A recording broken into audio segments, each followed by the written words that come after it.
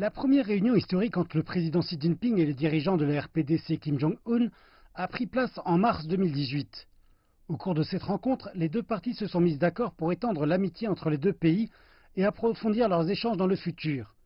Lors de cette visite non officielle, Kim a visité l'Académie des sciences de Chine et le quartier de Zhongguancun à Beijing, qui est un important carrefour technologique. Là-bas, il a chaussé des lunettes de réalité virtuelle pour faire l'expérience directe de cette technologie. Moins de 2 mois plus tard, Kim s'est à nouveau rendu en Chine le 7 mai, cette fois-ci dans la jolie ville côtière de Dalian. Le président Xi a déclaré que la Chine soutenait les efforts de la RPDC et des États-Unis pour résoudre la question de la péninsule coréenne au travers du dialogue.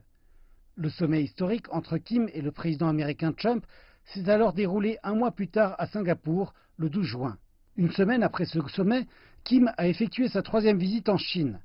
Cette fois-ci, le président Xi a dit que la Chine soutiendrait toujours la RPDC pour développer son économie et améliorer la vie de ses citoyens.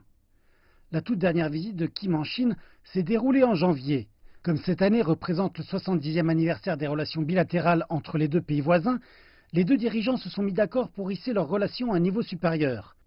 Kim a aussi visité l'usine de médecine chinoise traditionnelle Tongluentang, une visite qui tombe à point puisque la RPDC possède d'abondantes ressources médicinales dans ces régions montagneuses. Une anecdote intéressante est que Kim a choisi de célébrer le 35e anniversaire de sa naissance durant cette visite en Chine, ce que d'aucuns ont interprété comme un geste amical. À présent, le président Xi lui rend la courtoisie en effectuant sa première visite d'État en RPDC.